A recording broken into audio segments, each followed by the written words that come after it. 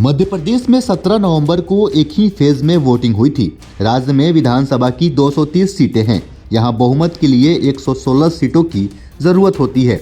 Exit poll में BJP को 150 से ज्यादा सीटें मिलने का दावा किया गया है। कई सर्वे रिपोर्ट में बीजेपी कांग्रेस में कांटे की टक्कर दिख रही है। मध्य प्रदेश विधानसभा चुनाव के लिए एग्जिट पोल जारी हो गए हैं। राज्य में ज्यादातर एग्जिट पोल फिर से एक बार बीजेपी सरकार बनाने का दावा कर रहे हैं। 2 एग्जिट पोल में तो बीजेपी को 150 सीटों से ज़्यादा आंकड़े दिखाए गए हैं।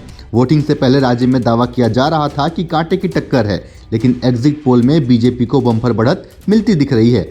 ऐसे में जानते हैं कि वो कौन से 5 कारण हैं जिस कारण से शिवराज सिंह चौहान एक बार फिर से कमलनाथ पर भारी पड़ते दिख रहे हैं। मीडिया रिपोर्ट की माने तो एग्जिट पोल में बीजेपी को 151 सीटें मिलने का अनुमान लगाया गया है। तो वहीं मिली जानकारी के अनुसार एक एग्जिट पोल में बीजेपी को 140 से 162 सीटें मिलने का अनुमान लगाया गया है।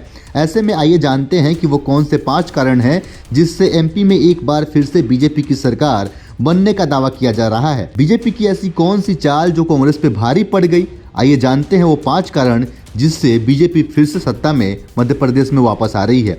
सबसे पहले कारण की बात करें तो महिला वोटर्स। मध्य प्रदेश विधानसभा चुनाव में बीजेपी कांग्रेस ने महिला वोटर्स पर फोकस किया।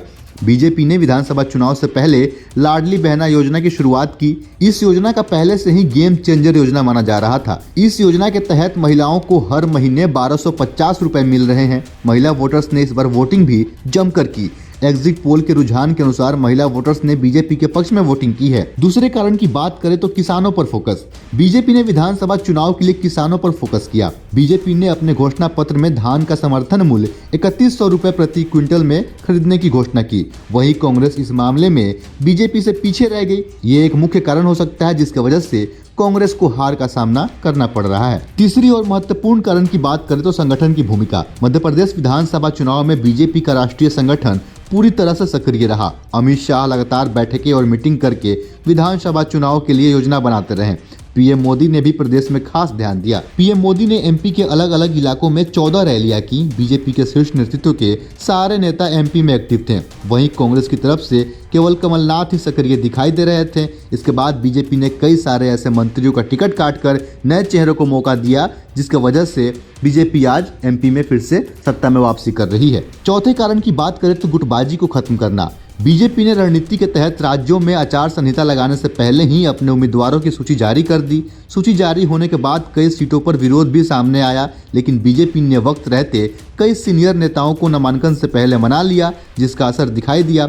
वहीं कांग्रेस से कई बागी नेता टिकट नहीं मिलने से अलग अलग पार्टियों का निर्दलीय चुनाव लड़ गए। और 5वां और सबसे महत्वपूर्ण कारण कि बीजेपी ने इस विधानसभा चुनाव में चेहरे पर सस्पेंस बनाकर शिवराज सिंह चौहान के चेहरे को घोषित किए बिना चुनाव लड़ा। वहीं कांग्रेस ने पूरा चुनाव कमलनाथ के नेतृत्व में लड़ा। विधानसभा चुनाव के दौरान सबसे ज्यादा कांग्रेस की तरफ से कमलनाथ ही दिखाई दिए और यह मुख्य कारण हो सकता है जिसकी वजह से बीजेपी कई बार सत्ता में वापसी करती है। यूपी हो या मध्य प्रदेश, बीजेपी अपने सीएम फेस पे हमेशा सस्पेंस रखती है, जिसका मुख्य कारण है कि लोगों का रुझान बीजेपी की तरफ बढ़ता है। वहीं मध्य प्रदेश में कई लोगों का मानना है कि इस बार कैलाश विजयवर्गीय को सीएम बनाया जा सकता है। बाकी इस पे आपकी क्या राय है, आप अपने हिस्से का राय हमें कमेंट के जरिए अवश्य बताएं। फिलहाल के लिए इतना ही। ऐसे ही अन्य खबरों को देखने के लिए बने रहें सहारा समय के साथ। अगर आप हमारा ये वीडियो फेसबुक पे देख रहे हैं, पेज को लाइक करें, फॉलो करें। अगर आप हमारा ये वीडियो यूट्यूब पर देख रहे हैं तो चैनल को सब्सक्राइब करें। बहुत बहुत धन्यवाद।